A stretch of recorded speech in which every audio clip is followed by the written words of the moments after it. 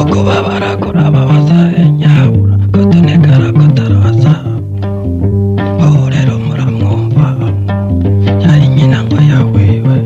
Turigenekerezo rya 27 ndamukiza umwaka wa 2022 genda ryo genekerezo ukwezi nkuku kwa kane umwaka wa 1972 inyanza rake aho Albert Shibura yashikiriza ijambo bene wabo babatutsi agira ati nje kubashikiriza ivyo umukuru w'igihugu yansavye ko no bamenyesha twitegereje neza ivyabaye mu Rwanda turabona ko abahutu babaye benshi kandi bitinyitse ko dushobora kumererwa nk'abi Rwanda. Ni nayo mpamvu twafashe ingingo yo kubagabanya kuri uyu wa mbere Rusama tugasigaza abatize gusa. Inyuma y'iryo jambo Albert Shibura yaciye atanga inkoho ku batutsi aho turi kwigenekerezo rya 27 ukwezi kwa kane umwaka wa 1972 inyanza rake mu ndahiro y'umukuru w'igihugu bagira bati imbere y'Imana mushobora byose imbere y'abarundi bose bo bene igihugu jewe ndayishimiye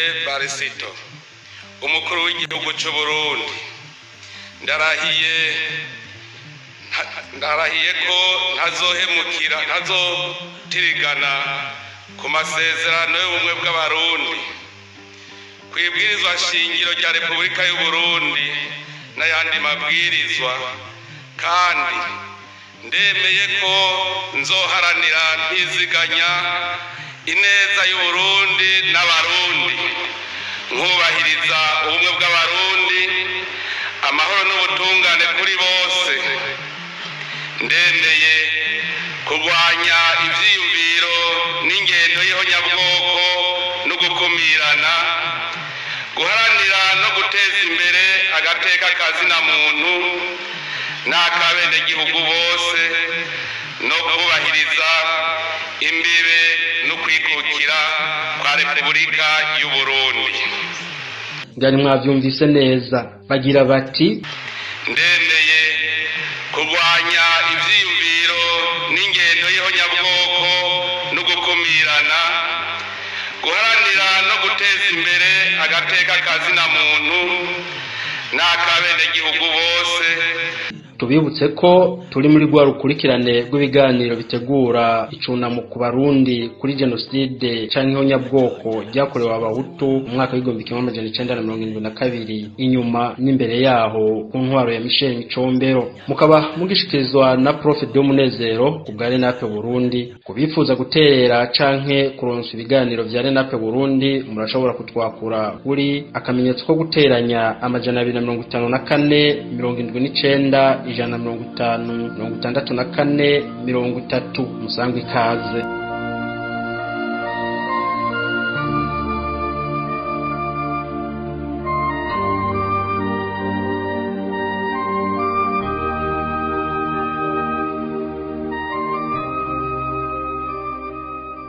Nkuko bisanzwe Renape Burundi yame bategurira umugani kuko umugani ugana kariho kugira bitubere icirwa mu nyifato yacu. Umutwe wawo ikinyoma kimara umunsi ntikimara umwaka agumana natwe. Umunsi umwe umugabo yagiye gutega igikoko kimwonera umurima w'uburo ngaje kuraba asanga hafashwe intambwe aho yokomye induru ya ntambwe iramuhamagara imubarira iti wabona ivyo wangiriye John ariko ndigendurira igihugu canje sanga wanteze ibi mfatura jewe sinone uburo nirira ingeregere ingiri imbogo n'ubundi bukoko nawe ati mugenzi si wewe narondera arayifatura buno nyene ikimusimbirako iti oyasha wanshavuje sindagusiga akabeba kavundurutse gashinza amatwi gati bangwe yemwe namaki ya ntambwe irakiganira ingene yaguye mu mutego kakabeba gati ivyo ndavyemera ndabibonye subirayo ndabe ingene ufatwa n'umutego utagenewe ibwira nyambwa biti subira utege turabe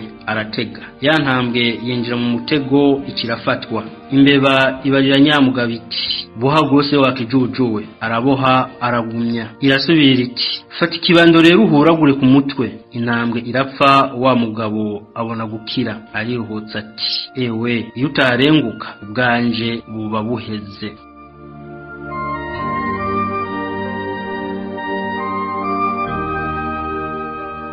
Uwo mugani ni giki wo kwigisha abarundi burya ingeso iraraba ntihwera. Imbere yo kubabarira ni vyiza ko ubanza kuyihweza neza ko mwene gukosha atari uwo mugenzo canke kamere yiwe. Iyo usanze atari yo kamere yiwe ni vyiza kubabarira, ariko usanze ashira mu ngiro ca gisabisho cyo muri Katolika bavuga bati ncumura mbizi ncumura n'ibigirankana, soma amategeko uhane udahamutse kugeza yihanuye. Dukurikije inyandiko zatowe na CVR twaraba amajambo yashikizwe n'indongozi ku bwoko bw'abatutsi ngo birare muri bene wabo b'abahutu ngo babagabanye, vyaragaragaye neza ko abatutsi bakoze umugambi wo guhonya abahutu babizi kandi babigira nkana. Ko kubw'ivyo rero ko umugambi wo kunywanisha leta y'u Burundi yifuza gutegerezwa kujana n'ibihano kubakoze honyabwoko.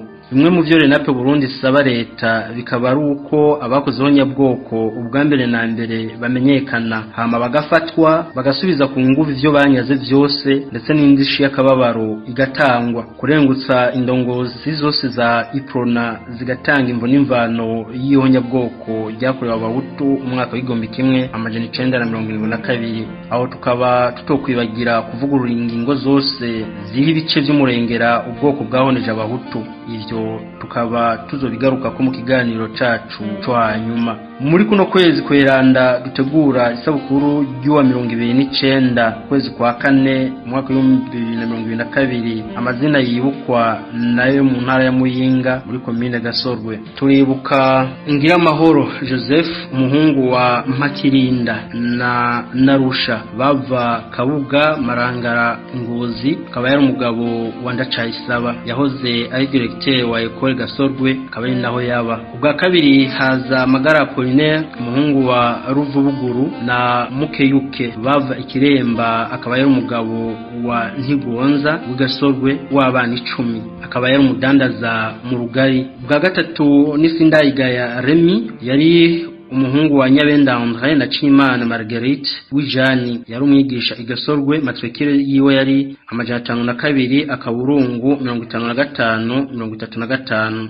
Karikurubu Renova yari umuhungu wa Rukanampuri na Inamahoro baba ku mutumba wa Tongo mu Kayanza, yari umujije muri tribunal de résidence y'Igasorwe. Ruzoza kwenda Papien yari umuhungu wa Siboniyo na Nzigamisoni bava ku mutumba Gasorwe Imasasu, yari umudandaza akongera akabumwigisha. Kaganda Joseph yari umuhungu wa Ntibariye na Ntimpa bava ku musozi Gihomo Ngozi, yari umutoza kori Igasorwe. Kabura Gaspard yari umuhungu wa Gishikizo na Barahimana yavukiye Irongero Rutana, yari umwigisha Ikiremba Igasorwe. Matrikire yiwe yari amajana 22 akaburungu amajana 401. Kagunira umuhungu wa Nyamwiheba na Nyamwikima yavukiye Irukira Imuyinga, akaba yaba Imutara Ikirundo, akaba yari umugabo wa Minani, yari umwigisha Ikiremba. Ndaruzaniye Jean yaba Ikarimbi yavuka mu Rugari, akaba yari umwigisha kuri Epe y'Umunyinya. Nkoribigawa Jacques akaba yaba Ikarimbi, akaba yavuka mu Rugari, nawe nyine akaba yari umwigisha kuri Epe y'Umunyinya. Nije nahagera François akaba nawe nyene yaba Ikarimbi, akaba yumvukira yo mu Rugari, akaba yari umu-infirmier. Barankanuriye uwo akaba yari umuministre.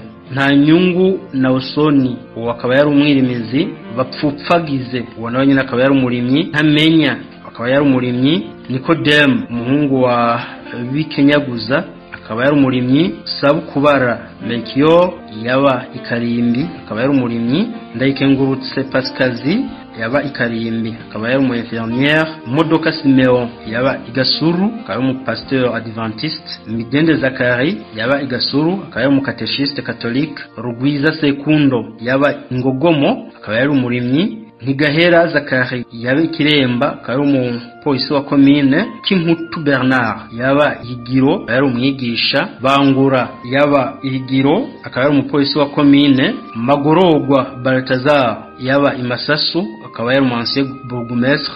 Kazaka Melchior w'Imasasu Igikwiye, akaba yari umusirikare. Nkenyereye w'Imunyinya akaba ari umusirikare, Kanyarushatsi Albert w'Ibwasare Karama akaba ari umwigisha, Nyizigiye Cyprien w'Ikarama akaba ari umwigisha, akaba yarabaye n'umudepite, Bikoko yabigasorwe akaba ari umujije, Myami André yaba igasorwe akaba ari umujije wo muri tribunal igasogwe, Burirongo Gedeon w'Imasasu akaba ari umusirikare, Nizigiyimana Emma w'Ijani akaba ari umwigisha, Buhinja François akaba ari umwigisha, Misigaro Nestor akaba ari umwigisha, Niragira Dominique w'Igasorwe Igikwiye akaba ari umwigisha, Ntezicimpa Jean w'Ikarama akaba ari umudandaza, Ryica Patrice akaba ari umwigisha, Ngendanyi w'Ikarama akaba ari umudandaza, Salvatore w'Ikarama akaba ari umudandaza, Mbagende Kure Gedeon w'Ijani akaba ari umwigisha, Rugambiriza w'Ijani akaba ari umudandaza, Vyantegeri Melchior akaba ari umwigisha, Sekayongwe François w'Imasasu Igasorwe, Nubusa Pierre w'Imasasu Igasorwe, Rutompitanye Gasorwe na Matayo Mutumba Kinama. Mu bagirizwa ubwicanyi bw'abahutu bwakozwe ngaho Igasorwe hari amazina akurikira: Bimonogoje Simeon yari musitanteri wa commune, aba responsable b'umugambwe Iprona na GRR, n'abashefu ba secteur harimwo Bigirimana Jean na Liboire, ndetse tukaba twanabamenyesha yuko muri site de déplacé ya Igasorwe ahantu hari imikaratusi yuko ashobora kuba hari ikinogo rusangi.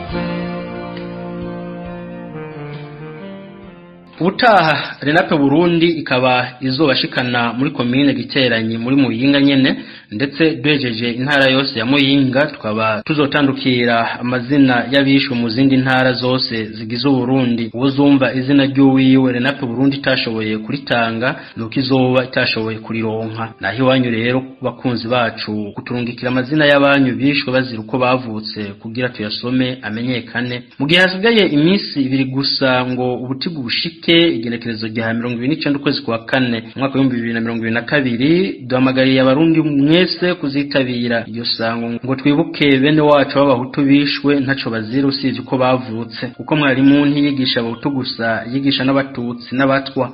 Muganga yavura bose, umudandaza adandaza kuri bose, eka uwishwe wese yarafitiye akamaro igihugu cose muri rusangi utaravye ubwoko.